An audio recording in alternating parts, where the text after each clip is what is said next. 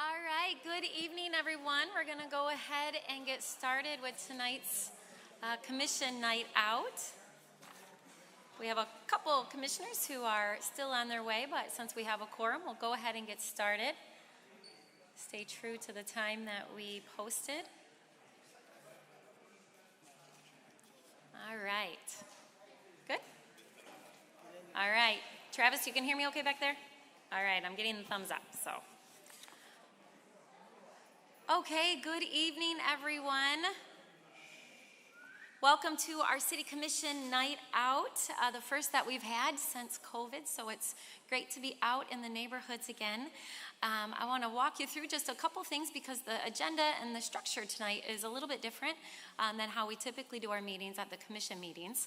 So tonight's meeting, though, I want to make sure everyone knows this is an official city business meeting, so a lot of the rules that apply to our city commission meetings also apply to tonight's meeting for the entirety of the meeting, even during the time when there are small table talk conversations and comment periods. So we'll move out of this room and we'll go back out into the large room for the small table talk conversations and small table comment period, but that will still be considered a part of our official business meeting, so the same rules will apply. So similar to our commission meetings that we hold at City Hall, we do expect people to respect the rules and have decorum and respect one another, even if you're talking to somebody that disagrees with you. If there is any disruption tonight by any individuals, I will be asking them to leave, and then if they don't leave, or I'll ask them, oh, here's a commissioner, Commissioner Lanier, welcome. So we'll ask people not to be disruptive, but really to listen and to respect one another and to allow this space to be a space where we can have respectful, open conversations. So what we'll do is we'll get started in a moment, and we will break. We'll have a presentation, and then we'll break out of this room. We'll go out to the tables, and we'll divide up and join you at those tables, and we'll have an opportunity to move around and have some conversations. And then we're going to break out there at about 6:55, and we're going to come back into this space at 7 p.m., and that's when we'll go through our agenda. So there's a number of action items that we need to vote on tonight, so we'll do that at 7, and the commission will reconvene back in here to do that portion of the meeting. And then we do have one scheduled public hearing tonight. So we have a scheduled public hearing tonight on an assessment district for an alley. So if you are here to be heard during that special public hearing, that is a public hearing specifically for property owners who are part of that assessment, if you want to speak during that portion, I'm going to ask you to hang tight, and we'll get to that scheduled public hearing for that assessment district at the end of the meeting tonight, and then after that we'll adjourn. So with that, I'll move to a moment of silence, and then I'll ask you to join me for a pledge of allegiance.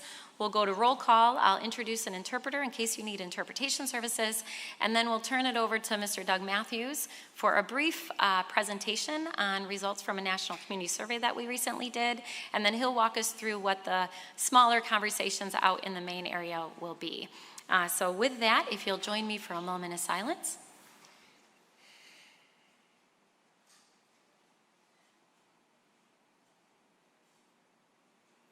Thank you.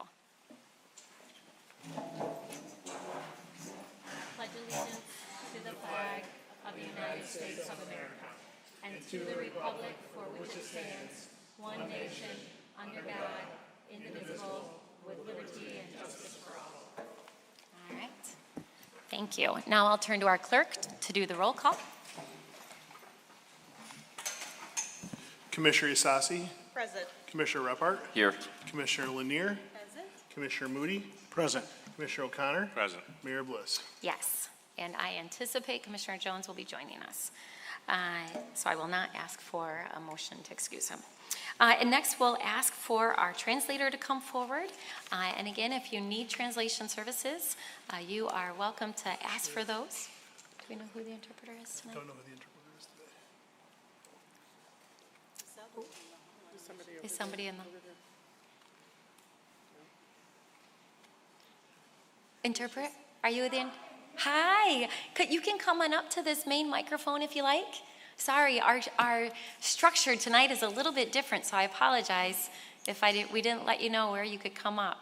But thank you for being here. And yeah, you can absolutely.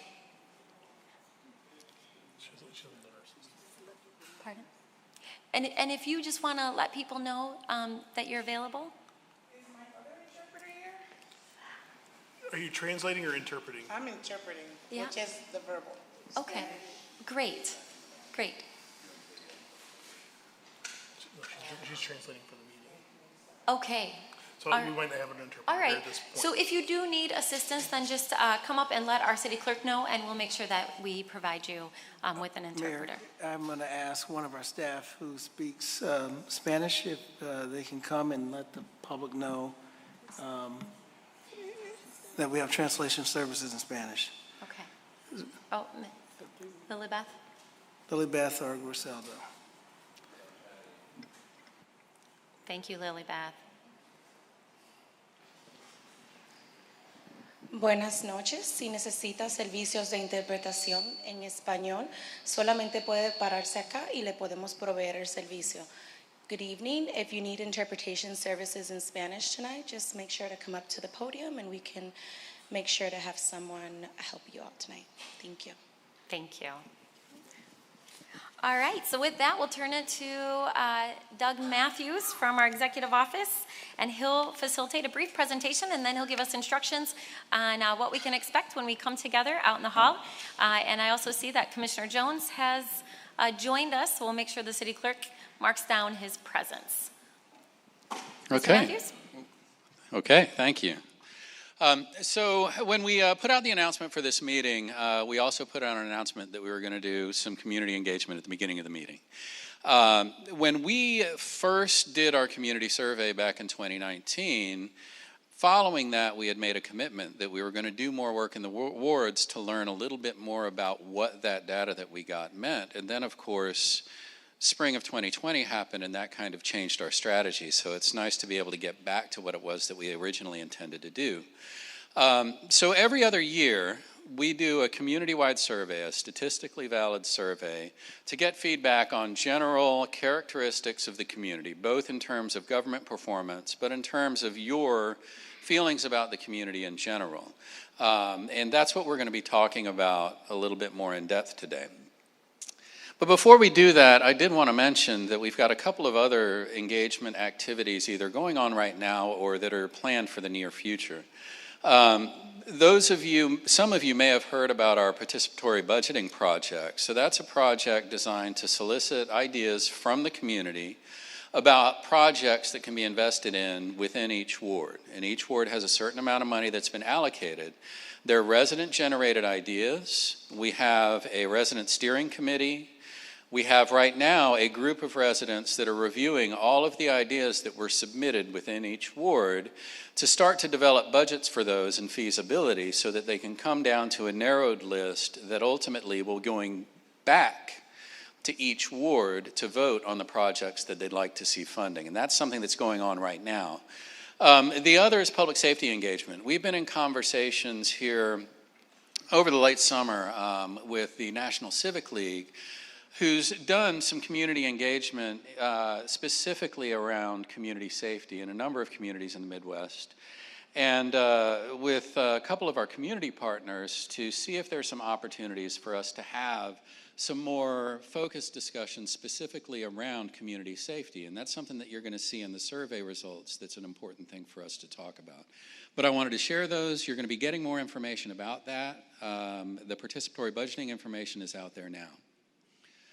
So when we talk about the National Community Survey, this quote by Jane Jacobs I think is important for all of us, the folks who choose to work in public service and the folks who choose to live here in Grand Rapids, which the essence is that we're only doing our job when everybody's involved in what it is that we do. So this is the second time that we've done this. I mentioned that. We had a sample of just over 5,700 households that we surveyed and 750 return surveys. That's a plus or minus 4% margin of error. The reason that we do this survey is it gives us benchmark results for all of these communities. One of the challenges when you do a community survey is you might get numbers back, but sometimes you get numbers back and it's like, okay, well, how does that compare to governments in general? So this gives us a sense not just of how we're doing with the community, but how we're doing compared to other communities around the country. These are some of the areas where we're performing particularly well. You see opportunities to attend cultural, arts, and music activities, community support for the arts, opportunities to attend special events, as well as water, bus transit. These are all areas where we scored in the top 4, either amongst our national peers or our population cohorts, or other cities that are roughly the same size as us. When we look at all the results, this is what we saw. So they look at 10 livability factors. The areas that have the yellow stars are areas where we weren't performing as well as we wanted, and the community said that these were areas that were important to invest in. The green areas are areas where we're outperforming our peers. So these are just a couple of the key findings, and we're going to track the same key findings that I shared when we did the citywide results. The difference is these results are specific to the first ward relative to the citywide results. So when we talk about living in Grand Rapids, you'll see overall quality of life, Grand Rapids is a place to live, and your neighborhood is a place to live. Generally, the left bar here is the citywide bar, the green bar is the first ward bar. You see that each one of those, the rankings were fairly similar between the citywide rankings and ward rankings. The second area is we look at safety. And safety is an area where we know we need to continue to focus and improve. We asked the community what are the areas that were most important to focus on in terms of our strategic plan. So these are our strategic plan areas. Right up here at the top, you'll see the biggest combination bar here between the brown and the blue is on safe community. That was the number one thing that the community said we ought to be focusing on in the strategic plan. So then we look at feeling of safety in Grand Rapids. Again, left side is citywide, right side is Ward 1. Everything tracks pretty similarly. We do have, and this is something that I pointed out when we gave the prior presentation, when you look at downtown at night and you look at overall, those are areas that were performing below the national benchmarks. When we look at safety services, so these are the services that the city actually provides, you'll see here with police, 57% citywide, that number was actually a little bit higher in the first ward. The same thing when you look at the ambulance and EMS services and emergency preparedness. But you'll see here, lower than the national benchmark and lower than our population benchmark, both on police and on crime prevention. Then we looked at interaction with the justice system. So we asked folks, had you had interaction with the justice system, that's police, courts, over the past year, yes or no? And then were you treated with fairness and respect?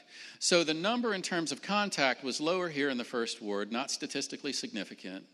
But the number here, treated with fairness and respect, was 77% citywide, 78% in the first ward.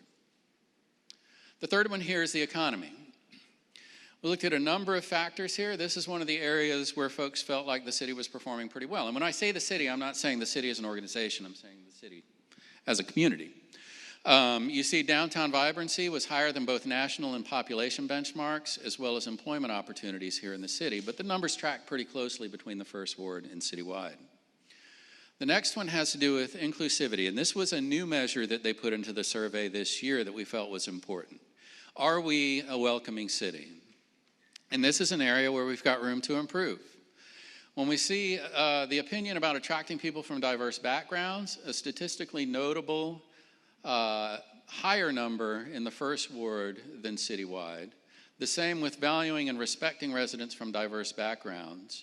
When we asked about taking care of vulnerable residents, notably lower in the first ward than citywide. And then again, higher on making all residents feel welcome, first ward relative to the rest of the city. But when you look at the benchmarks, you'll see the purple diamonds here are lower than the population benchmarks. The blue is lower than the national benchmark. So again, an area that we want to focus some attention on. Then the last one here is utilities and infrastructure. It's an area that folks said that they really wanted to prioritize. Again, these numbers track pretty closely. We've got refuse collection, drinking water, street repair, snow removal, ease of public parking. Public parking ranked lower in the first ward than it did citywide. And street repair was an area that was below both the national and the population benchmarks. So I put this note in here because I think it's important. We're all finally we're back in the same room, being able to look at each other and talk to each other, which is exciting. But one of the things that we saw in the survey, these are all decreases from the 2019 survey. 7% decrease in contacting elected officials, 8% decrease in attending a local public meeting, 13% decrease volunteering time to a group or an activity in your community, 9% decrease in campaigning for a candidate. That, I believe, is a little bit of a hangover from everything that we've been through over the last 2 years. And we're looking to start to turn that around by having events like this. So what we're doing today, we're going to be coloring in the detail from the survey. We don't expect that this is going to give us all the answers, but this gives us the first opportunity to talk with people that live in the ward and say, here's the numbers that we got from this big survey. What does that mean to you personally, in your neighborhood, in your home, in your community? And that'll give us more information that we can continue forward as we start to think about and plan for the budget and future engagements. So you're going to have 4 groups to choose from, and you saw the signs out there. You've got community safety. That covers 2 livability factors: overall feeling of safety, resident connection, engagement with the community.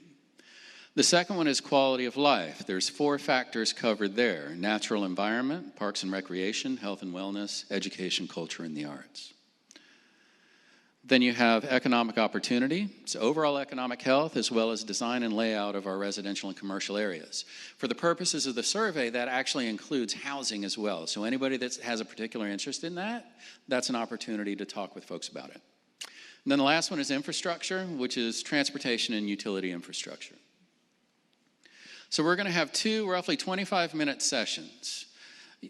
After 25 minutes, if you want to stay where you're at, you're more than welcome to stay where you're at. If you want to move to one of these other factors, you can move to one of these other factors. When you get there, you're going to see there's kind of a placemat in front of you. It has 4 basic questions. Those are designed as prompts for discussion. There's going to be a staff member at the table to help move things along. Well, move things along, but help make sure that we're having productive conversation. We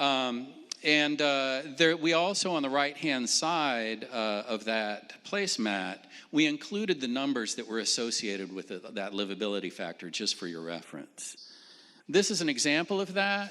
The last thing I want to point out is up here in the right-hand side, we wanted to provide you with the actual numbers. The first number here is the performance, the percentage that responded positively to that factor.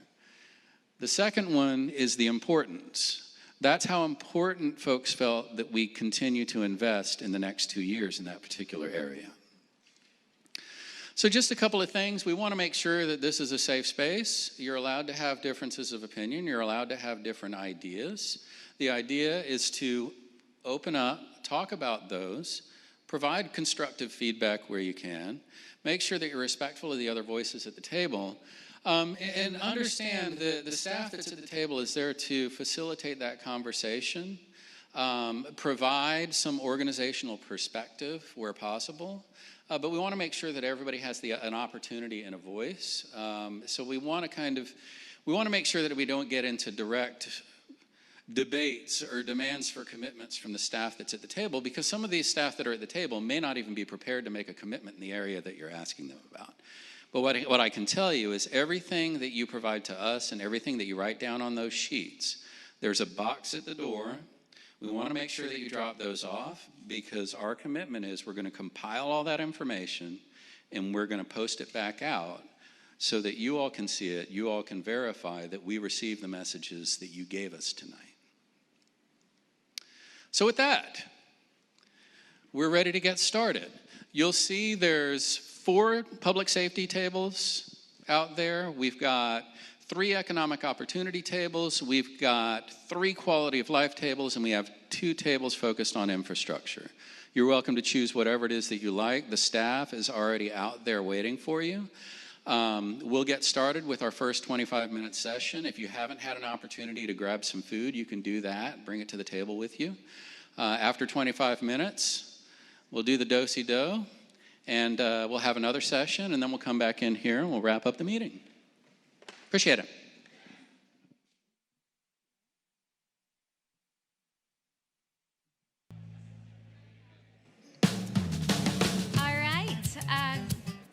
good evening again, everyone. We'll go ahead and reconvene here so we can get to our city business.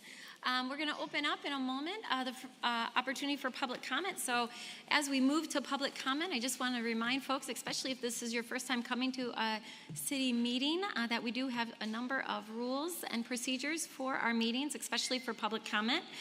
So we ask that you come to this podium up here, that you share your name and the city that you live in, and then we'll give you up to 3 minutes to speak. Our city clerk will have the timer right here so you can see how much time you have.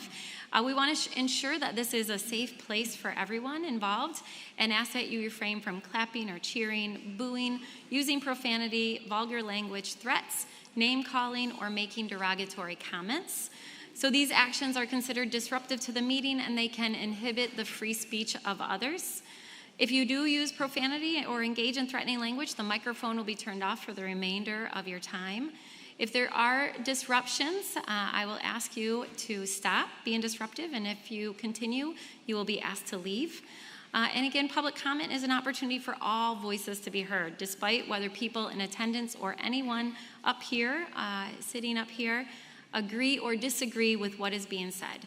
People have a right to speak without being screamed at or criticized or disrupted by others in attendance. And despite your own opinion or personal beliefs or values, people have a right to come and to speak about whatever topic they wish, including their religious beliefs, whatever they may be. And public comment is for those in our community to be heard by this body, so we ask that you direct your comments to us and not to other people in the audience. That's not appropriate. If you do that, I'll remind you to please make sure that your comments are directed at the elected body. So with that, we'll open it up for public comment. Again, you can come up here. We'll give you up to 3 minutes to speak, and then I'll move to comments by my colleagues. Hi, welcome. Thank you. Hi. Hello, my name is Timothy Cohn. I live at the corner of Valley and Vito. It's 36 Valley Northwest. Today, I had my brand new copper water line connected. That is a huge improvement in my life and those that are coming and going from my home. I want to say thank you. It's very cool. I'd like to bring up 2 points. One is I am concerned about safety and violence in our city. I don't need to go into it too much. I just want to say that I don't want to see any defunding of the police. I would prefer to see more funding of the police and more support of them. I think there are 2 professions in our community that are underrated and underappreciated. One is teachers, and the other one I think is the police. And I'm interested in perhaps getting us more plugged into my neighborhood association to go forward with, helping the police as necessary. But I would like you folks to think about that and at least recognize some of us on this side, appreciate their work greatly, and hope that they can be supported as well as possible. I think they're overstressed and overburdened. Second one is, I live, because it's 36 Valley, right near John Ball Park. And I was discussing this earlier. I think the city still owns the park. The county owns the zoo, the city still owns the park. I think it is a wonderful green space, has a lot of great heritage that goes back a long way in the city, and I think it's underappreciated and underimproved. I know some other places have been improved. I would like to see some focus on John Ball. I think it really is a great asset and resource and perhaps needs some more attention. That's all I want to say. Thanks for your service and your support. Have a good night. Thank you for your comments. All right, others wish to be heard?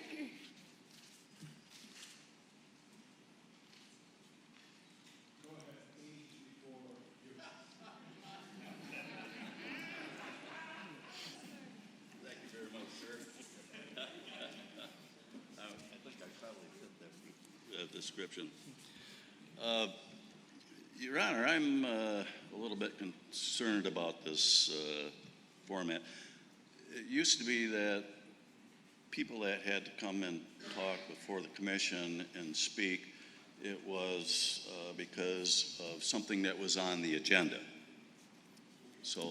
But I want to address something that may not be on the agenda. Is that okay? Commissioner, yes. So tonight, because the format's a little bit different, the opportunity for public comment is combined. So it's both agenda items and then just general public comment.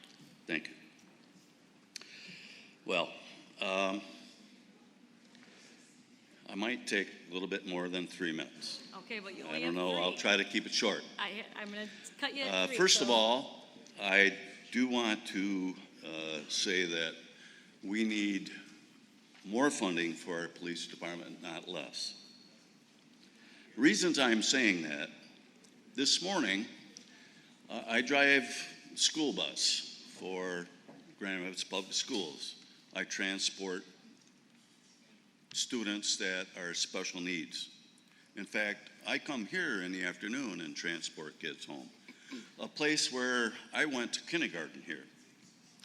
So anyway, this morning I'm driving down Madison Avenue on my way to Dickinson Elementary, which I have transported to for probably, close to 6 years now.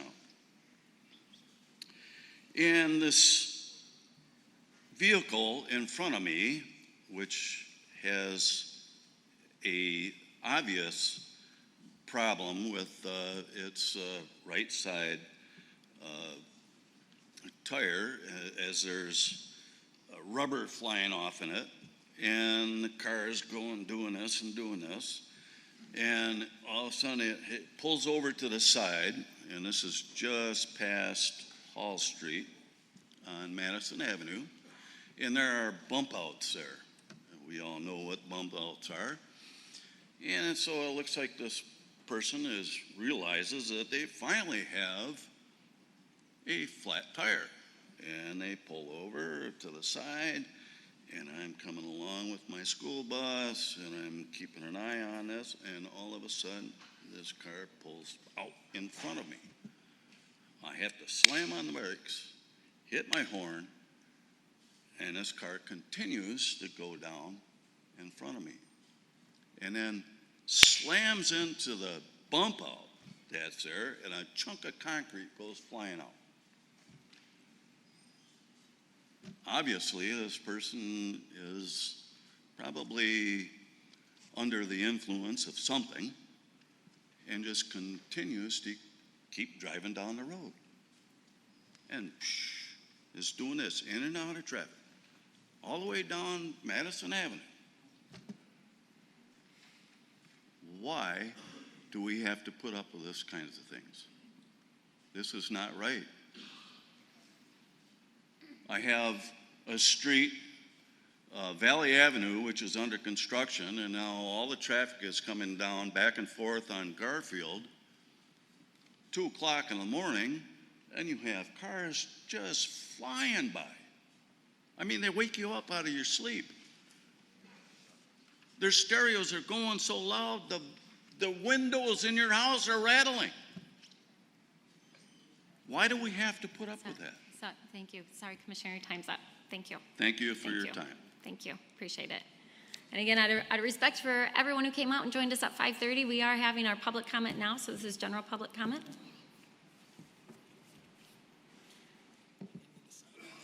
Oh, and yeah, please start with your name and the city that you live in.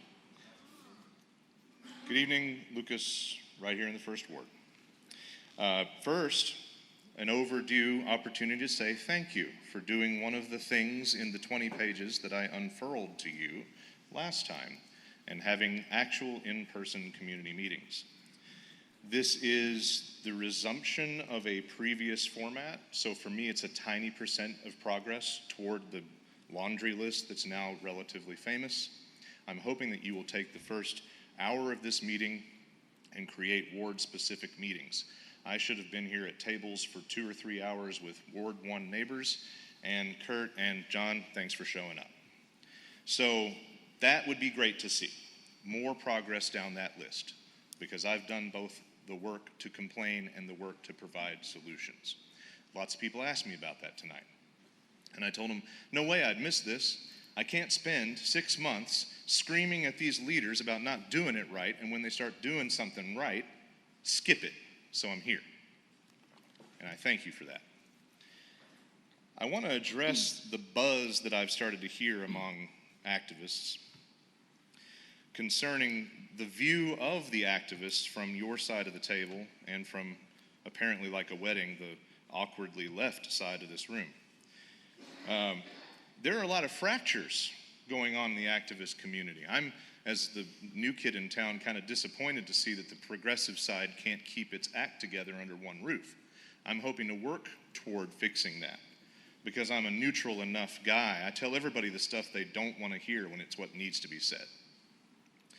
But for you to lump all of us together is foolish, short-sighted, ignorant, clueless. And the rumors I hear of you viewing us the same should probably die because we're not all the same.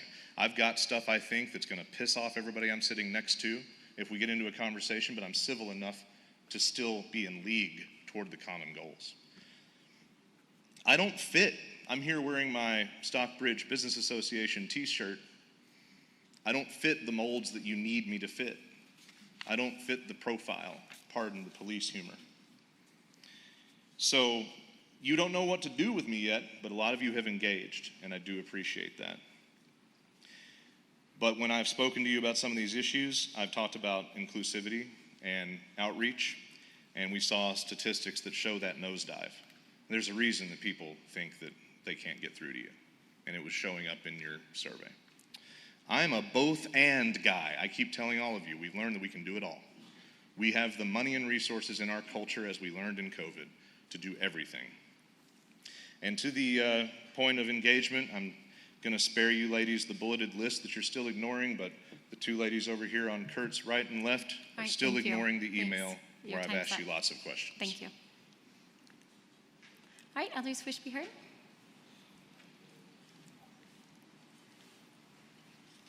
Thank you very much. I'll take my 3 minutes. My name is Todd Roesler, R-O-E-S-L-E-R. I live in zip code 49525 in Grand Rapids, right near Knapp's Corner. I'm going to ask or comment on water. I have public water, and I think we get one notification a year on the testing, but yet you're required by the state to test water every month. Is there a reason why we can't see the levels of PFAS in our water every month that's required by the state? PFAS is now in every part of this planet.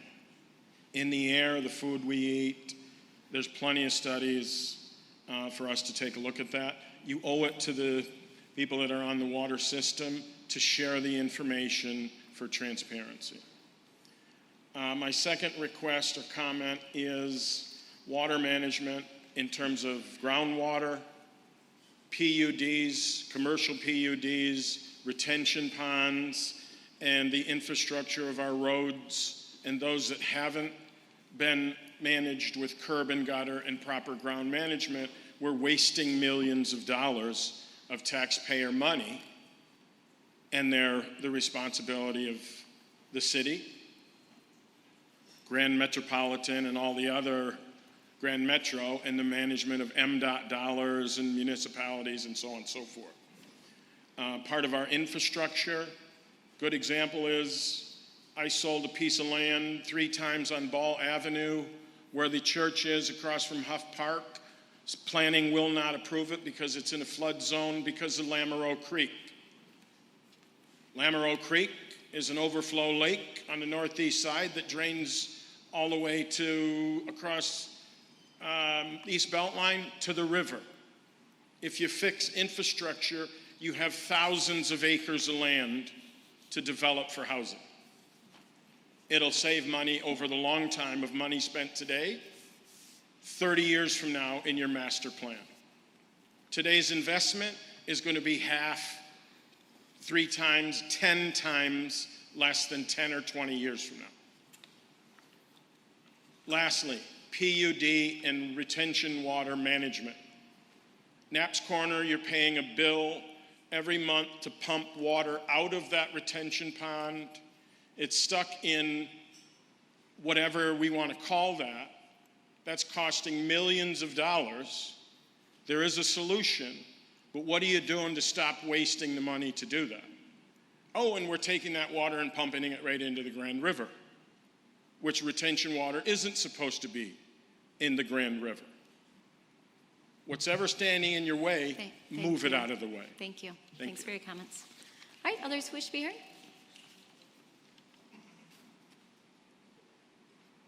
right, is there anyone else who wishes to be heard?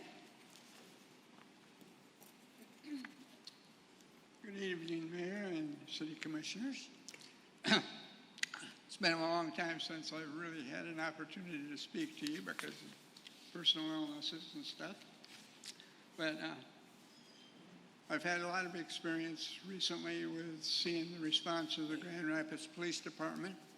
And a lot of people complain about the police department. But we need a police department because if we don't have a police department, we're going to have anarchy. And those that want to defund our police department are in the negative. I'm sorry, can you say your name? David Davis. Thank you, David. Okay. That want to defund our police department, and that we need them to protect us from the anarchists that want to do as they please. I live in an area of low-income people. I see a lot of response from the police department. I have yet to see any negative, slow response of our police department. They do an excellent job, and I want to commend them for it. I always thank our police officers and our firemen. Whenever I see them, I thank them for their service. And I think everybody should be able to thank them for what they do. They put their lives on the front line every day. They don't know whether they're going to go face a friend or an enemy. Military people know that when they're on the front lines, they're facing an enemy. Our police department and fire department do not know that. And I think that we should all take that into consideration and let them know that we appreciate them. And I think that defunding the police department is the wrong way to go. I think we need to fund the police department more because I know we're short. And a lot of people complain that they're not getting response time. I cannot do any more than disagree with that. The response of the Grand Rapids Police Department that I've seen has been excellent. And that's all I wanted to say about that. And I'll see you again next time. Bye-bye. Thank you. All right, any final comments?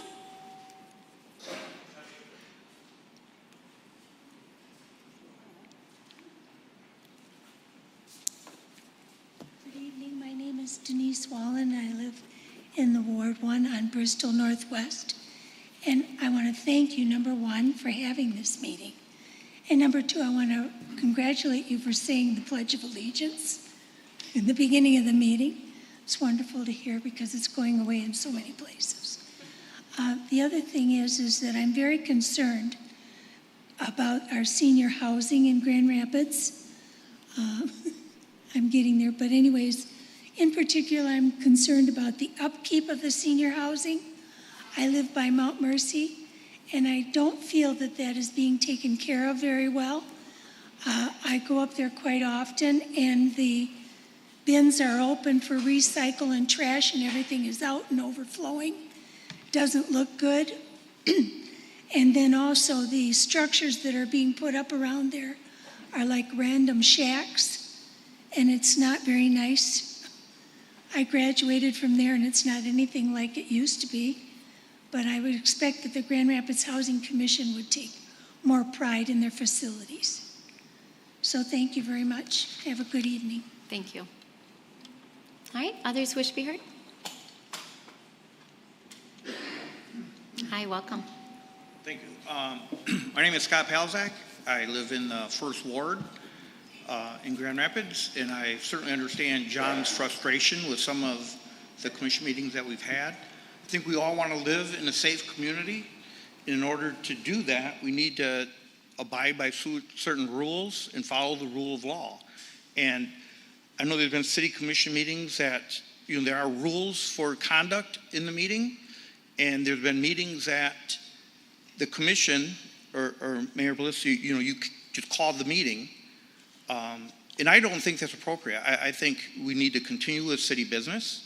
If someone's disrupted, who's not following the rules or the laws, they should be arrested and removed. The city commission should not just give up and just cancel the meeting because you have disruptive people. The disruptive people should follow the rules or they should be escorted out. And I think there's a lot of rule I think it's, in order to have a safe community, you have to have a rule of law. And when I see just recently groups of people defacing the Grand Rapids Police Department headquarters, and they're saying, well, it's just wash off paint or whatever, that's illegal. There's a law against that. And there was nothing done. I didn't see anything done. I didn't see any arrests. I didn't see any police presence. We need to enforce the rule. We need to enforce. Do not interrupt him. We need to enforce the rule of law. And so, in order to have a safe community, we need the police force. We need the police force on the street enforcing the law. We need the city commission requesting the police force to escort people out who are disruptive. I have seen in the city people blocking traffic, marching down the street without a permit. The streets weren't closed. There's no permit to block the traffic. I can't get through because they're walking through there. That's against the law. Why are the police not enforcing the law? In order to have a peaceful community and for us to all live in peace and together, I'm just asking that we enforce the law. And then when a police officer enforces the law, they should be 100% supported by the commission, by the prosecutors, whatever. If somebody is well over the influence of alcohol, having illegal plates, not following commands, running, fighting police officers, they get what they get. Because you have to follow the law. When a police officer gives a rightful command, you have to follow it. And if you don't follow the rightful command, you are going to face... Okay, you need to stop interrupting when people are I'm just saying that if the police aren't going to follow the law... Thank you, sir. Your time's up. If the police are not going to follow the law... Thank you, sir. Your time's up. Thank you. Thank you, sir. Thank you, sir. Thank you. Thank you, sir. Your time's up. I'm going to remind people, I am going to give you one more warning. And if you interrupt people, it doesn't matter if you would agree with them or not. They have a right to be heard without being interrupted. Interrupting somebody who's speaking is disrupting this meeting. And I've warned you once. All right, go ahead. Good evening, Mayor Bliss, Manager Washington, Commissioners. My name is Matt Palmer. I live up on not Bridge Street. I work off Bridge Street. I live on Cherry. I just wanted to say I really do appreciate this sort of session. It's not often that we get the chance to actually interact face to face with city personnel and talk about things in detail. In particular, I had good conversations with Josh of Mobile GR and Tim Berkman, the city engineer. It is nice to see that we have some competent folks here who do have an awareness of just the larger situation. However, persistent problem that appears to be, obviously everybody's being collegial and whatnot, but a persistent problem that seems to come up in these discussions that I have with folks on city staff is the level of complexity and the level of just frankly chaos involved in actually getting adequate budgets allocated for certain things. I heard some numbers, I think, in the under $300,000 range for the entire city for a year for traffic calming measures. Manager Washington, we spoke about that briefly, I believe. I've heard a bunch of other numbers like this, and it just sounds like we've created a lot of different buckets within the city budget and found ways to subdivide those so many different times that there just isn't adequate capital to deploy to fix, really egregious problems. The last couple times I came up here, I talked about bike lanes, but I think it's a broader issue of, like basic infrastructure around here not being taken care of as well as it ought to, and basic infrastructure not being put in place to, prevent awful stuff like like what the gentleman who drives buses for the district was mentioning earlier, or other things like that. In fact, when I was speaking before you guys about a month ago, literally during that session, my sister and brother got T-boned on a residential side street that, in a manner that would not have happened had there been any sort of like traffic constriction measures or other things like that we seem to have had no problem installing elsewhere. So I look forward to continuing to discuss things with the permanent staff of the city. As I said, there are some good people here, but I think the time has come for the political supervision to kick into gear and start looking more seriously at allocating funds, allocating capital to things that frankly ought to be higher priorities. So, thank you. Thank you.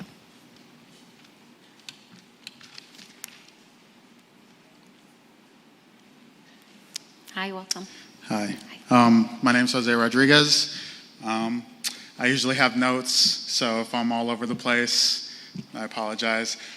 So I do appreciate this forum. I really hope that you take what a lot of people said into account and don't just hear what we have to say and then not act on it. That's something that I feel like the city of Grand Rapids is good at doing, is just, okay, we're giving you this opportunity to speak, we're giving you this opportunity to voice your concerns, but then where's the follow through? So that's something that I really would like y'all to focus on. Secondly, some people have made some pretty good points about the police being overworked. I agree. I don't think police should handle everything. I don't think we need armed, severely undertrained people to address every single issue that we have in the city. I spoke to someone dealing with homelessness, and I was there at Hardside Park a few years back where the police were tasked with throwing everything away that the unhoused folks down there had. If it's not for the benefit of the people, it shouldn't be done. If it's not helping people directly, if it's not for the betterment of their lives or their situations, it shouldn't be done. That was egregious, disgusting, and I can't believe that happened 2 years ago. Actually, I can't believe that because that's just who we are as a city, unfortunately. Another thing I wanted to mention is we don't come up here asking to defund the police or, as you would like it to be known, reallocate funds to a different group of people to deal with issues. We don't do that with nothing backing it. So there's 28 civil rights complaints against the Grpd.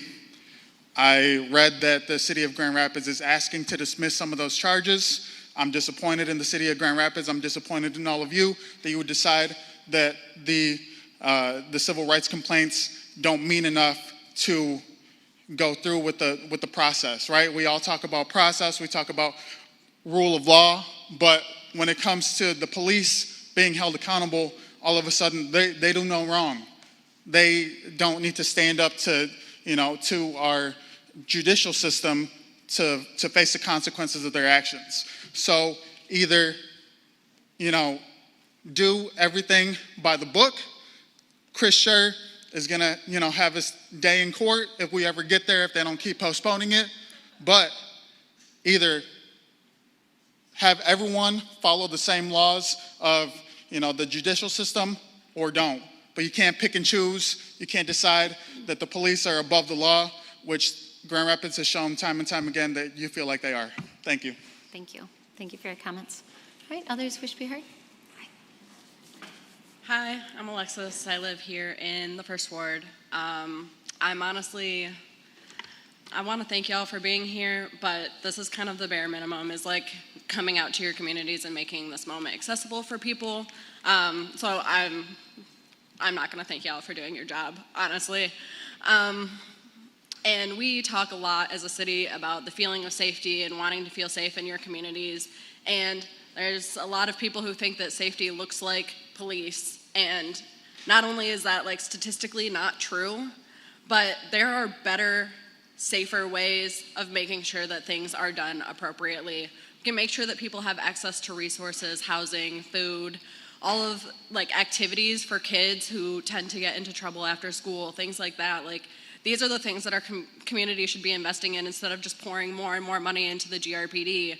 And like I'm also disappointed that the city of Grand Rapids has tried to have some of those charges dropped that are being held against the Grpd. Like that should be investigated if they are issues. If it's not an issue, like what's the harm in looking into it? And I have a special comment for, Mayor Bliss here. You are gonna comment on people disrupting, but honestly, it's disgusting to sit here and have to listen to somebody say that a man deserved to be killed by the Grpd because they weren't following the law. That, your rules up here and everything, you can't swear, be profane, but you can come up here and say that a man deserved to die. That's really gross. And, you've heard me say it before, I'm consistently disappointed in you, and I'm gonna come up here every other week and tell you until you prove me differently. All right, others wish to be heard? Hi. Hi, my name is Sally Kicker, and I live on Valley and Vito as well, which is a block away from John Ball Park, which is also has a bus stop that is part of the Laker line, which is a lot like the Silver Line. And that bus stop is elevated 2 feet tall. And I am also a 3-year bus driver that drove in another state. So I am a public transportation lover, and I do stand by them. But one night I was coming back from John Ball Park, and I needed a wastebasket, thought maybe the bus stop had a wastebasket. So because I had picked up some litter, and so I walked through the bus stop and I walked right off the curb because there was no warnings or railings or anything. And I broke the ball off my hip bone and had a hip replacement and was rushed to the hospital. And so I just want to urge, if this is the responsibility or not, I'm sorry if it isn't, but to maybe make a letter to the bus system that I noticed when I was in Detroit that there were railings on their elevated curbs, at least on the side, so you can't walk into the bus stop. So I think it's really dangerous that there's no warning, because you can't see it when you come from the back. You can see it when you're walking to it, which I've done every night, walking to John Ball Park, but when I came the other way, walked right off it. Thank you. Thank you.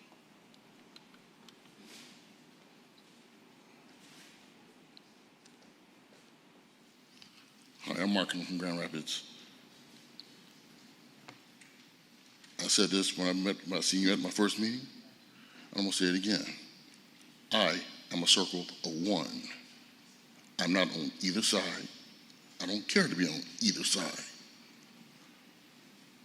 But I know this.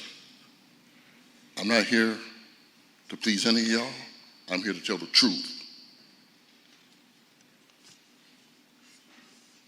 Yes, police departments are overworked. Attrition is going up. And they're trying to recruit, but no one wants it. That being said,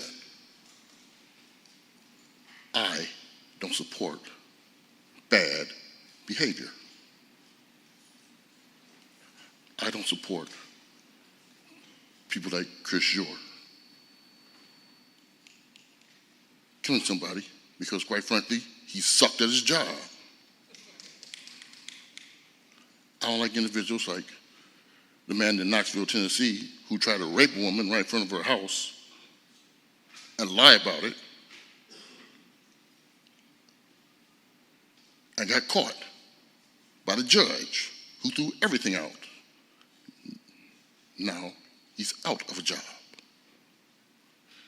And an individual in Atlanta who, when the cops pulled over him, they told him to get out. He got out. He accidentally bumped a police officer. And some guy come running in like Aiden Hutchinson and tackles him and breaks his ankle. Not good. That's what I don't want in my law enforcement. Now, I don't care about defunding, funding. I don't care about that. What I care about is weed and seed. I want bad cops out and good cops who will do the job responsibly in. Because if not, chaos is still going to fester. And you're going to have back and forth. That's what I don't want to hear. That's what I don't want to see. But that's what I want in my police force. Remove J. Gruber's name from the FBI building. Remove George Wallace's name from the tomb of Mobile, Alabama. Justice for Patrick Vioria, Jalen Walker, and free Brittany Griner. Thank you. Thank you. All right, others wish to be heard?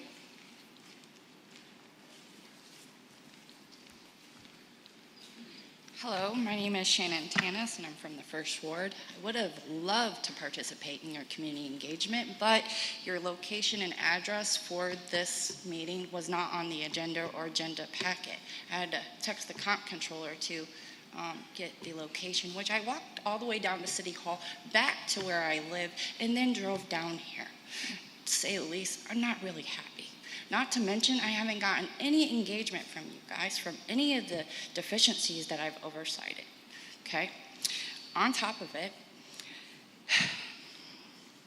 I spoke with Jill with the Community Development Department. She was very disturbed to hear about how much I have been harmed with the significant patterns and practices of fraud that have been going on within the homeless system and other mechanisms that are attached to that.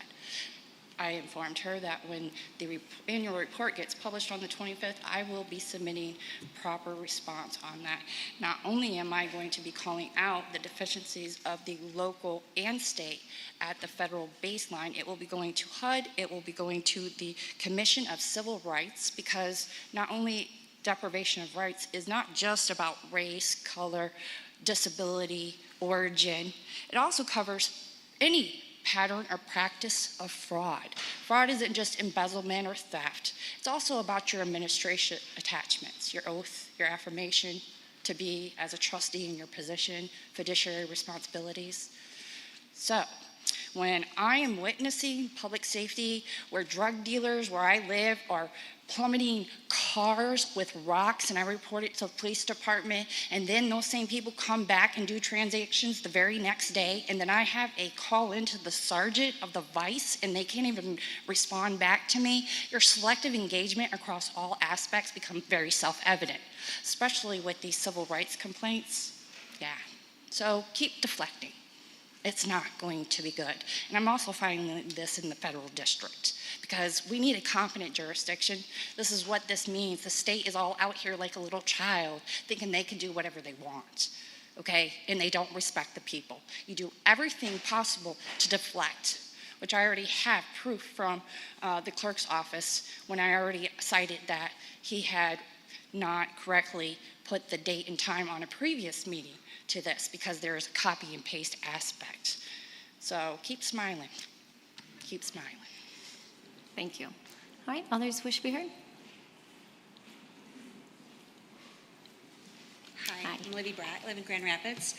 A couple of things I wanted to kind of say tonight is, while I do appreciate this kind of engagement that you have tonight, I've lived in Grand Rapids a long time. I've taken part in several of these. There was one specifically that I went to, or a couple of them, that were with the master plan. I don't know how many years ago that was. Mm-hmm. And to me, the outcome didn't really feel like community's input was really taken into consideration too much with that. So I do worry that we have something like this, and sometimes I feel like the city has community input, but they just already had their mind made up about what they're going to do. I'm not saying that's what your intention is now, but I just wanted to put it out there that to me, it feels like that often happens. I also, several years ago, went to one of the civil rights when they were doing for the complaints that people have talked about tonight. I went to that listening session. I probably sat there myself for about 4 or 5 hours before I had to go to work. And the idea that you guys are not, you're wanting to dismiss, I'm not sure who it is in the city that is dismissing or wants to dismiss the charges that the Civil Rights Commission brought forward, is upsetting.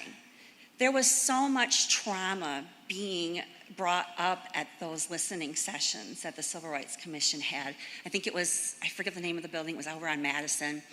And those are my neighbors.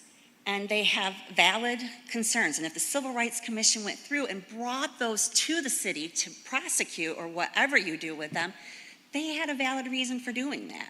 So whoever it is that wants to, if it's the city attorney, if I don't know if it's the police department or whatever, who decides that, we want to dismiss some of these, please reconsider that. These are our neighbors. These are, the people that I live next to, and would like them to be heard and to have their trauma, taken seriously by the city of Grand Rapids. And I also wanted to thank you guys. I did not make it to the last city commission meeting, and there were some very disturbing comments made, and I was really grateful for your comments as commissioners after the meeting, kind of being clear that some of those distasteful comments were not okay to be said. I appreciate you guys voicing that. I know that you're often, are not able to say all the things that you want to say, perhaps, so I felt that was a good moment for you guys. Anyways, thank you.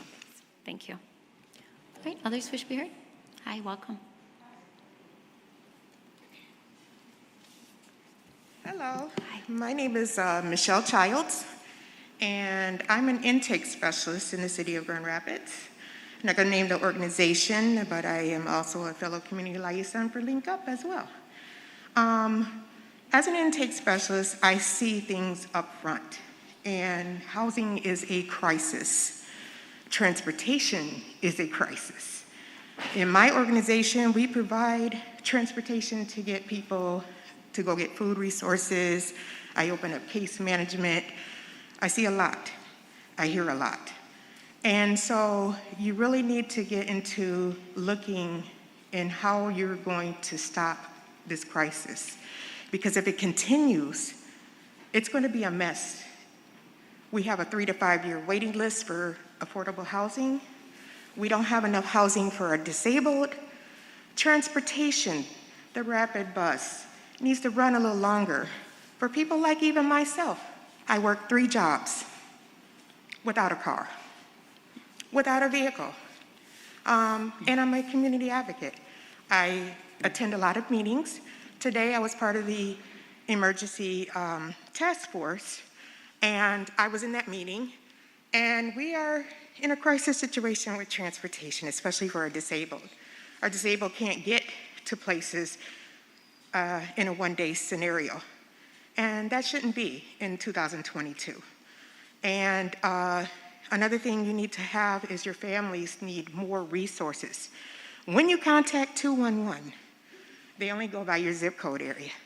They don't give out resources that are out there in the community.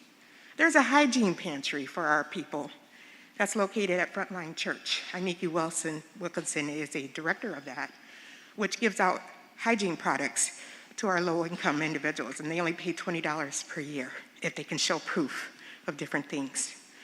Our families need help in being educated with resources. I'm a resource knowledge person. I was a single parent and I raised 2 girls, and one is a medical student studying to be a doctor.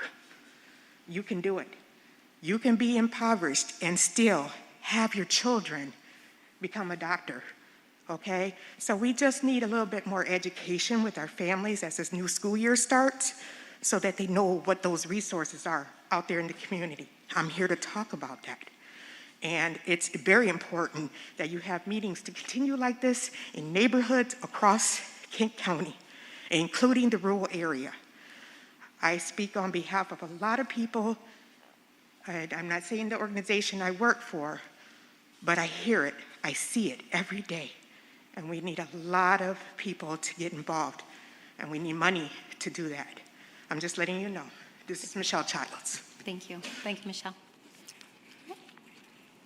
Anyone else?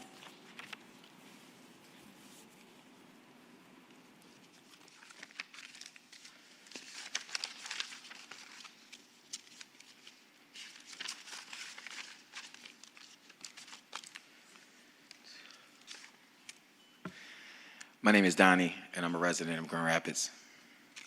First, I would like to talk about an agenda item before I get into talking about what I came here to talk about. I want to talk about the agenda item. That's the resolution authorizing the acceptance grant and award the amount to not exceed $600,000. Excuse me. I want to talk about the $300,000 that's going into Michigan Department of Transportation. This would be Metropolitan traffic signal optimization project. First and foremost, I want to say that police officers do not prevent crime. They show up after it happens. So we don't need more surveillance in order to tell us what we already know.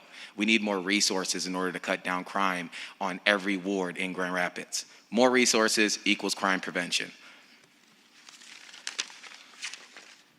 So what I originally came here to talk about today was talking about defunding, AKA reallocating funds from GRPD, and not only from GRPD, but aspects from our community that do not serve us and or are not working. Because time's up, you know. You put money into realistically, you put money into a program and you expect it to work and you expect the data to show that, right? But the data is showing completely something else. It's showing the exact opposite. So why are we not acknowledging the said traumas that are happening from these programs, AKA GRPD? Why are we not deciding to acknowledge the consistent complaints decade after decade coming from GRPD and their mistakes? How come we're not penalizing the GRPD for making those mistakes? I hear people come up here and saying that, you know, they're constantly overworked and it unappreciated, but aren't we all that in our jobs? Aren't you underworked and underappreciated? Aren't y'all underworked and underappreciated? Damn, I'm tired. I'm tired because I got to work 3 jobs in order to work in this economy. We talked about economic health before I got up here. We talked about the possibilities and what we could do in order to do that. I am saying resources equals crime prevention. Resources equals crime prevention. Resources equals crime prevention. Resources equals crime prevention. We don't need more patrolling. I've looked at the city budget. I've seen the fiscal budget. I've read it. How many times, and I counted how many times I've seen the word patrolling in the city's budget. Over 50 times. Why do we need to be patrolled and surveillanced when there's people on the other side, all parts of Grand Rapids aren't being patrolled and surveillanced as much either? That doesn't make any sense to me. It doesn't make sense. So defund GRPD, justice for Patrick. Somebody who runs from police deserves to be it's 2 years probation, not a death sentence, okay? Because if you decide to run from police, if you decide to break the crime, you have to go put to due process, and if you don't feel that way, then you should check and assess your morals. Justice for Patrick. Thank you. All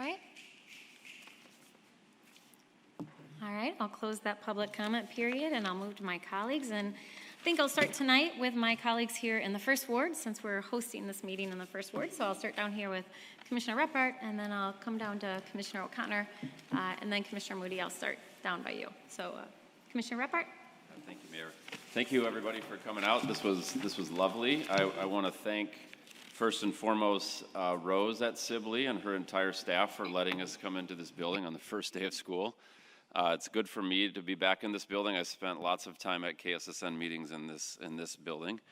I also want to thank the Neighborhood Association is here, John Ball Area Neighbors. I saw Monica and Margot and John out there, and there's lots of friends from the neighborhood. So thank you for engaging with this format. It's something new, and we ask for a little bit of grace. I'm grateful that we're going to do this again in the 2nd Ward and the 3rd Ward. And I just want to thank you for coming out, expressing yourself. I look forward to debriefing with the staff about the feedback that we heard tonight and making adjustments so that we can make it even better the next time. And grateful for all of your input and time. Thanks, Commissioner. Commissioner O'Connor? Yeah, thank you, Mayor. I echo Commissioner Reppart's comments. It's great to be back in the GRPS building. Spent a lot of time at GRPS buildings in my day, and it's really great to be in the school. We used to do these meetings a lot, maybe in a different format, but I really did enjoy the format and the opportunity to engage with folks. It is, I see Larry and his team here. I know first day of school, it's been a long day for you guys too, with all the stuff that has to happen to make a good first day of school. So to invite us into one of your spaces after all of that stress is, I'm sure, just making for a long day for all y'all. So thank you for being here and sticking it out with us. It's good to see some neighbors, some faces I haven't seen at city commission meetings in a long time. Some folks that haven't been out, probably ever to some of these meetings. So it's good to have new faces in the crowd and some folks engaging and sharing their comments. And I appreciate the city staff as well for being here and helping facilitate these discussions. these discussions, and I look forward to doing this again. Thanks. Commissioner Moody? Thank you, Madam Mayor. It was a delight to be here tonight to hear each and every one of you, but also to sit at tables and listen to the community talk about what's important to them. At the table of quality of life, I heard three things that I thought was important. One was parks and recreations, in reference to the parks being clean, the natural environment, the culture of education, and health and wellness. At the table of public safety, it was about public safety in terms of what needs to be done and how the community feels about certain aspects of Grpd and other community needs as well. At the table of overall economic and health, again, I heard about healthy eating in terms of foods. I didn't talk, I listened. So I want to make sure that I make that clear. I didn't talk, I listened, but I took notes. Community is concerned about economic health. Community is concerned about livable quarters. Community is concerned about maximizing the needs of income and affordable jobs and living quarters. I think tonight you need to know that we are listening. We do hear you, and as a commission, it's our responsibility as you voted for us to do our jobs to the best of our abilities for the community. Thank you, Madam Mayor. Thank you, Commissioner. Commissioner Jones? Thank you, Mayor, and thank you to all who came out on this evening. I want a special shout out to GRPS for obviously the use of the facility, and to the principal and all the staff here at Sibley. Thank you very much for being a very gracious host. I too want to just touch on a few things that came from the tables that I sat at, and I think that although I think one of the beautiful aspects of this is you have people in this room who are from throughout the city. So we're hosting in the First Ward, and there are quite a few folks here who reside in the First Ward, but we also heard from a number of folk who live in other parts of the city as well. And I think that what is good is the advice or the suggestions that were made are things that could be of benefit regardless of where you live. One in particular was the need for more opportunities for local artists and creatives, which I'm very much in support of, funding for co-ops, and more natural areas in the parks. There was a lot of talk about, again, Parks and Rec. Also, there was at the table around community safety, someone described feeling safe means having a sense of community and knowing your neighbor, as well as looking for additional events that bring people out of the home and, again, more into the community. There was the talk of needing more investments in parks, as well as the need for more accountability for police. And whereas someone also talked about how they like the community policing model and believes it can and will make a difference. And lastly, there was the request or the suggestion for more funding for neighborhood associations, which again, I'm very much in support of. So thank you again. Thank you all for coming out on this evening. Thanks, Commissioner. Commissioner Lanier? Thank you, Mayor, and thank you to those of you who came out this evening.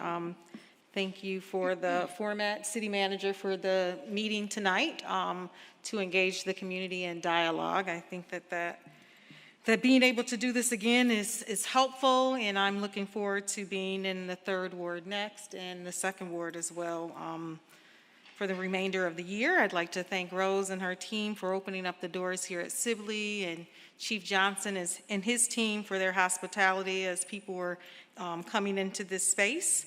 I'd like to thank the city staff for being with us tonight. We don't always get to see all of you at our evening meeting, so it's good to see you all here engaging with the community as well and sharing resources.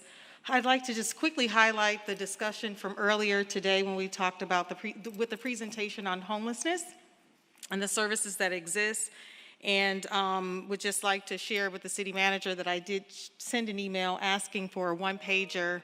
I think would be helpful for the community to know kind of the spectrum of homelessness and what resources exist at every level, so that when people are at the stage of recognizing that they can no longer afford the housing that they're in, they will know what to do in that instance.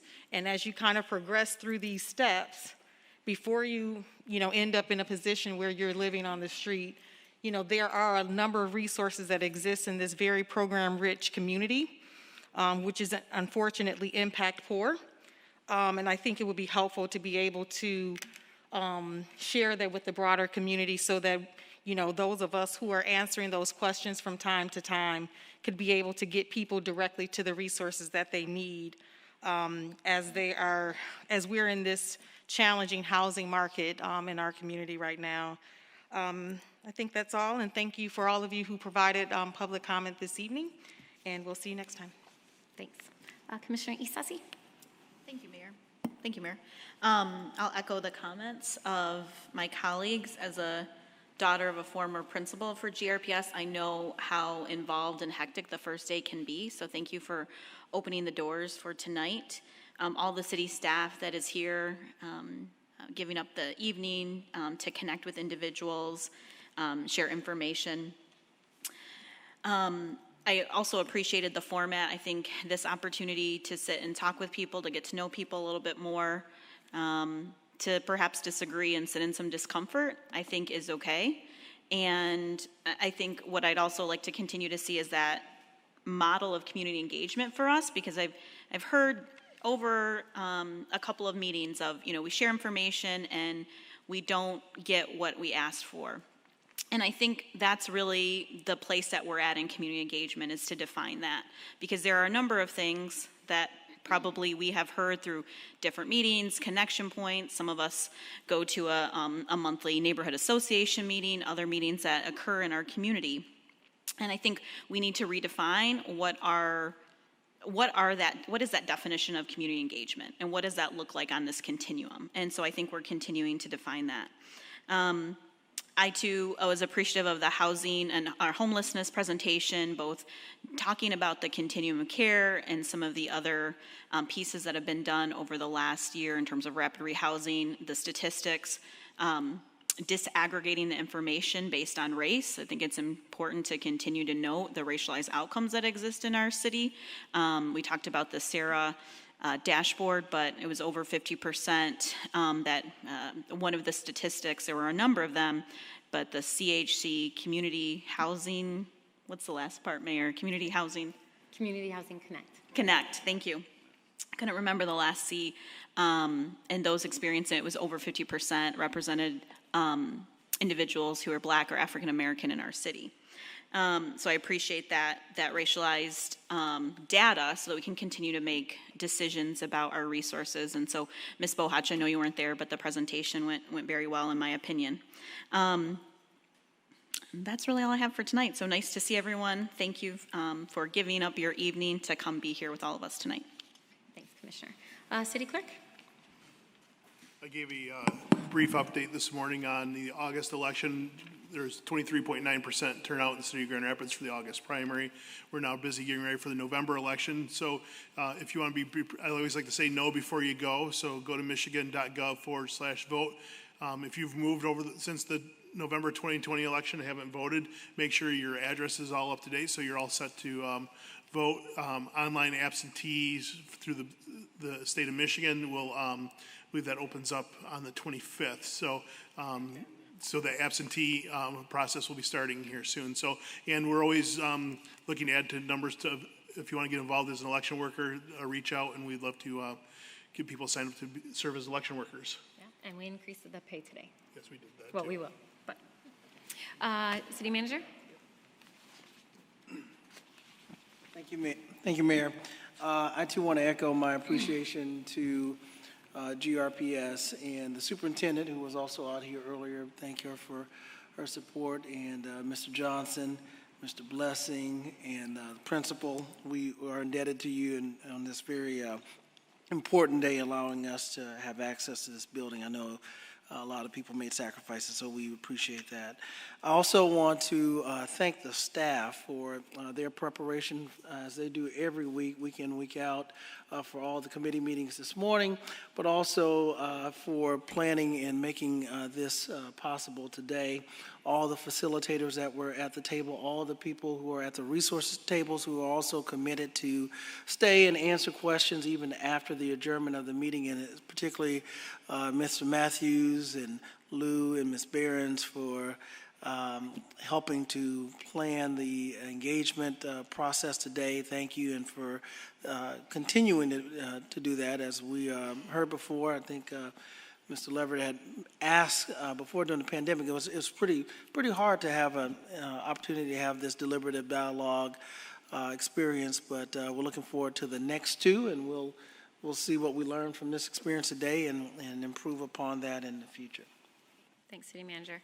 And I'll echo my thanks to Grand Rapids Public Schools. I know I saw Dr. Roby briefly earlier, and I just want to thank the entire team. I know how hard it is to pull this off on the first day of school, so really appreciate them, and just appreciate everyone coming out, especially coming out at 5:30 and spending several hours of your evening with us. It really means a lot to us. It's great to see a lot of people that I haven't seen in a couple years since COVID, and it's great to be back together again face to face. It's just been a long time, so I appreciate that. I heard a lot of good comments tonight and concerns. I do take your feedback to heart. I know some of the folks that I talked to shared concerns about public transportation and the Rapid. The Rapid is a multi-jurisdictional body and authority. I'm one of a number of mayors who serve on that body, but I will take all of the feedback that I heard about the Rapid. I'll take that back to the CEO, Deb Prado, as well as the current chair, who is Chair Mayor Gary Carey from the city of Walker. I also heard some comments about county services related to the Health Department and Department of Health and Human Services, and I'll make sure that I also relay that information to Commissioner Steck. I know I saw Commissioner Hennessy here tonight from the county, so I appreciate her coming out, but I'll make sure that that information is also relayed. I'm glad my colleagues brought up the presentation and information we received about our investments to support individuals to find housing. And the work we're doing, not just with our partners in the city, but the partners across the county through our Housing Kent work. And then if you weren't able to catch our public safety meeting today, it was really informative, but what I appreciated most was Brandon Davis. He introduced his new team. Many people know that we allocated additional funds to his department, and he's been able to fill the positions that will help him do that important work that he is charged to do within that department. And then the last thing before I move on to the voting items, I just want to clarify, just so there isn't confusion, but the resolution before us that we'll be voting on for the DOJ grant of $600,000. It actually is supporting Cure Violence, so that will be in partnership with the Urban League. City is the fiduciary of those funds, but then we partner with the Urban League to actually implement that program. And that's an important program. It's evidence-based, and we're really grateful for the Urban League to step up and be a partner with us in that important work. So with that, I'll close our commission comments, and we'll move to our minutes. This is approval of our minutes from our last session on August 9th. Commissioners, can I get a motion? So moved. Support. All right, moved and supported. Any questions or comments? All right, all those in favor say aye. Aye. Those opposed? It carries. Next, that will take us to petitions and communications. First one is a communication from Brendan Arnold regarding the resignation from the Grand Rapids Police Civilian Appeals Board. That is referred to Committee on Appointments. And communication from Stacy Beeler regarding their resignation from the City Planning Commission. And that is also referred to Committee on Appointments. All right, that will take us to reports of city officers. First one is a comptroller's report for the period of July 27, 2022 through August 9, 2022 in the amount of $139,776,690.07. That is received and filed. And treasurer's report for the period of July 28, 2022 through August 9, 2022. And that is also received and filed.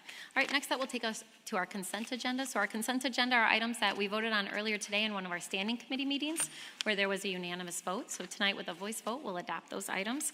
Commissioners, can I get a motion for the consent agenda? So moved. Moved and supported. I think I heard echoes down there. All right, moved and supported. Commissioners, any questions or comments?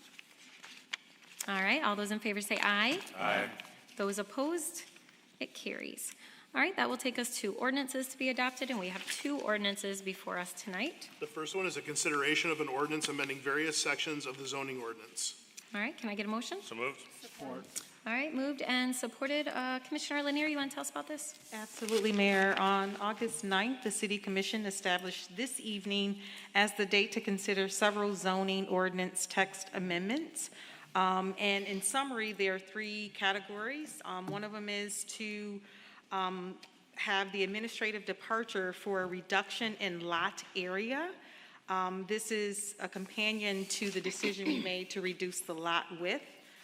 This was a necessary change in order to make more favorable development happening with that.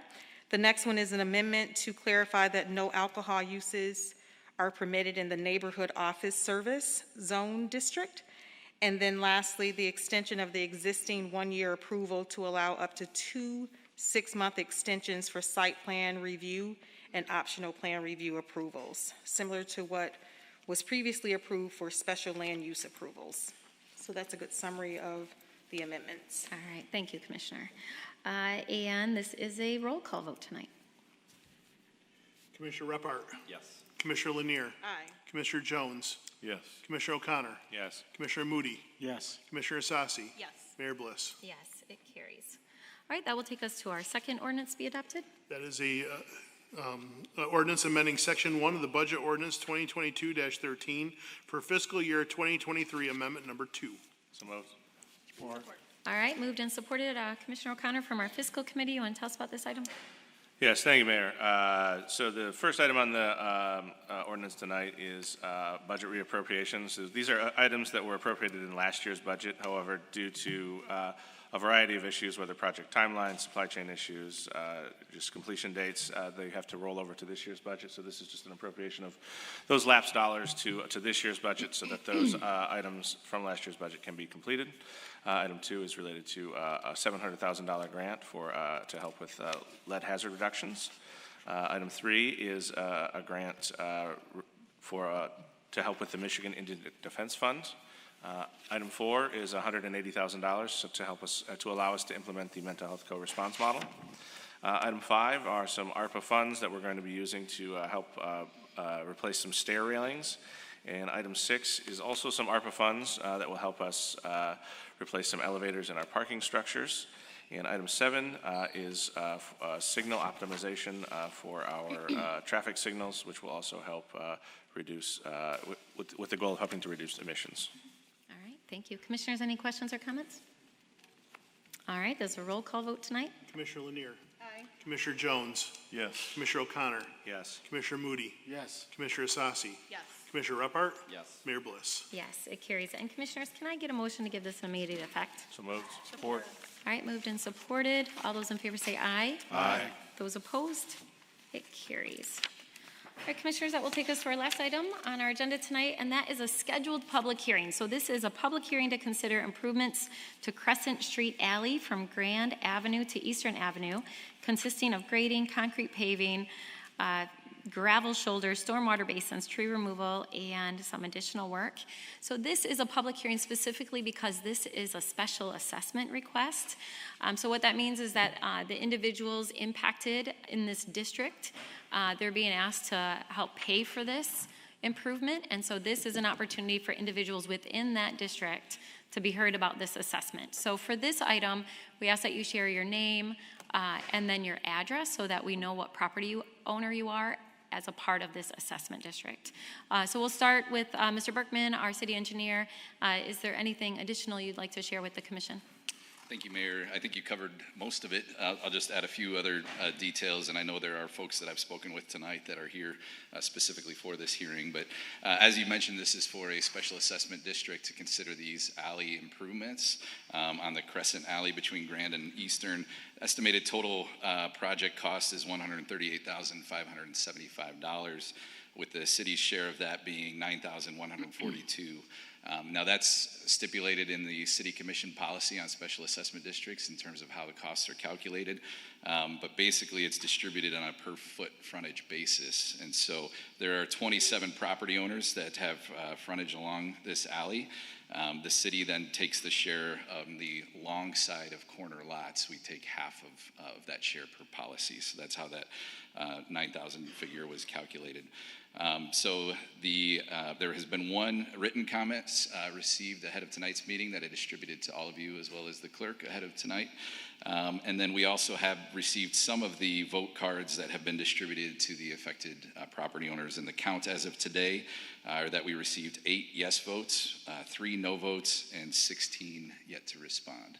So with that, I'll turn it over to you to conduct the hearing. All right, thanks. Yeah, go ahead. Mr. I'm sorry, Just one quick Commissioner, question. yeah, go ahead. Could you please, Tim, share a little bit about how this assessment, how we've gotten to this point, who made the request? A little bit of that history I think is important to publicly talk about. Absolutely. Good question. Yeah, so we did receive a petition from one of the residents, and so they went around and sought input from the affected property owners. 14 did reply as being in favor of proceeding with this process. Now, they didn't have the information on costs yet at that time, but that's what triggered this action of us doing the necessary work to determine costs. We've sent notice to each individual owner.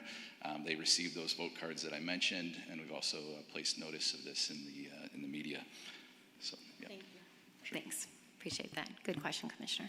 All right, so if you are here as a part of this special assessment district, so if you're part of the Crescent Street Alley, please come forward and share your thoughts with us. Same rules apply. We ask that you share your name, your address, and then we'll give you up to 3 minutes. Okay. Hi, I'm Matt Rasica, property owner of 719 Inns with my wife, Stacy Havana, back there. We actually put forth the petition to get the alley paved. So my wife recently moved in. May 11th, we noticed that the city was paving the alley, or grading the alley. And we're like, why is the city grading the alley? That's a temporary thing. It doesn't work. Why isn't this paved? So she got on the phone, called the city, and found out that this is the process we have. We put forth the petition, we knock on doors, we see if there's enough interest to move forward. So we've talked to all those 14 yeses and a good deal of the no's, and we've learned quite a bit. There were reports of potholes that gravel can't fix, and we can't fix that ourselves. There were complaints about dust. I know my allergies are bad every year, and I don't think that dust helps. We talked to 3 homeowners who have their garages flood, and if they do anything to fix that, if they add a curtain or if they add a skirt, the water has to go somewhere. So they're either going to be flooding their neighbors' yards, flooding their neighbors' garages, or they're going to be flooding the alley and make it everyone's problem. This is something we cannot fix ourselves.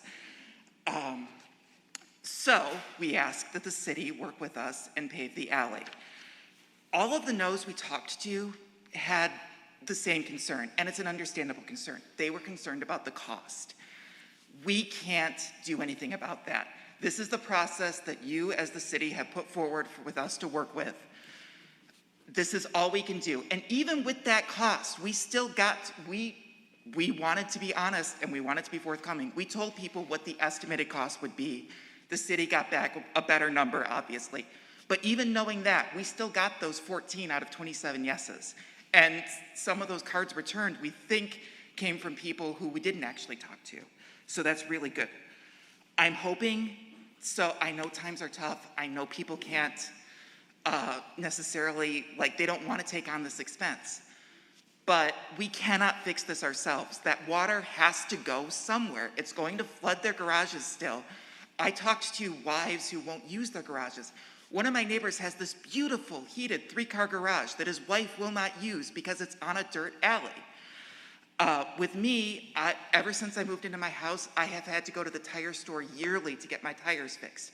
I can't fix this myself. We need the city's help. And if you can shoulder an additional share of that cost, I think that would even help some of those no's even move more to yeses. So thank you for your time. Thank you. All right, others who are part of this assessment district who wish to be heard?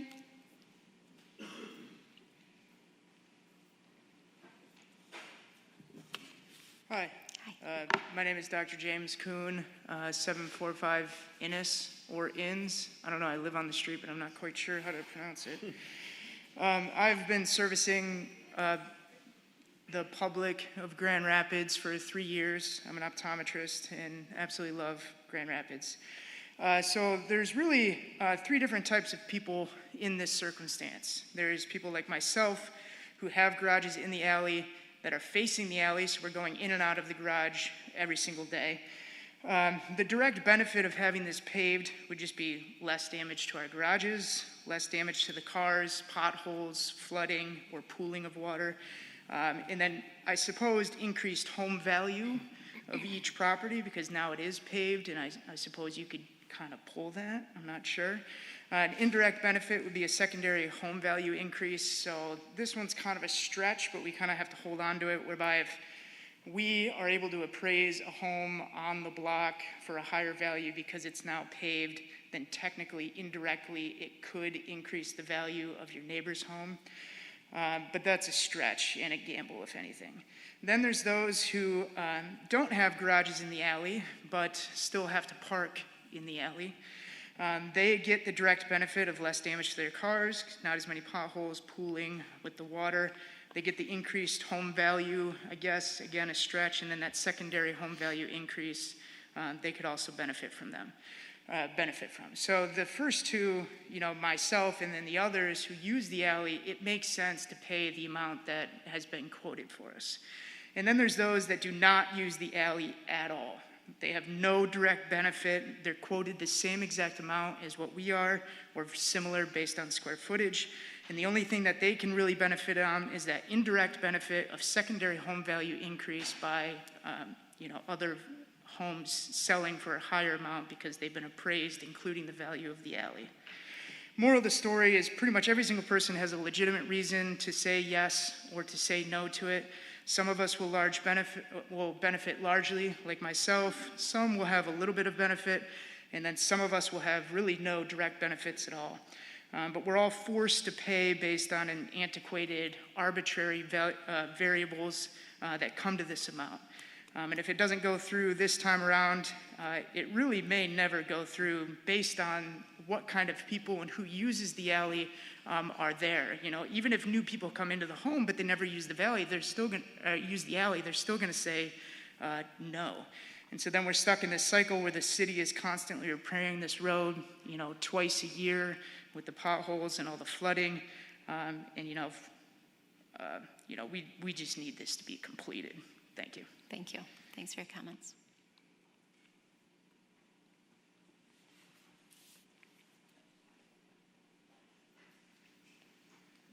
So my name is Simon Durer on 749 Innes Street, next to Dr. Kuhn. I am in that third bucket he mentioned with no direct benefit or no benefit at all. I don't use the alley. I have a garage standing there, but I'm one of the only houses with a driveway. So to me, I do not see the point why the cost is getting split to everyone, even the ones who do not have any benefit. And second, that on the voting, there has been a change over to someone else on the house next to me in the corner lot, just sold a few weeks ago. Did the new owner get the voting card there or not? I would appreciate if that new owner will have a voting in this too. Thank you. Thank you. And we'll follow up on that. Mr. Beckerman, can you confirm? Okay. Anyone else who wishes to be heard on this special assessment? All right. We appreciate your comments. I'm going to close this public comment period. We'll ask Mr. Berkman to follow up on those comments, especially find out about the property owner on the corner lot. And that will be then referred to our Community Development Committee. All right, so thank you again, everyone, for coming out. Thanks for all the staff who came out tonight and helped facilitate the conversations. We are adjourned.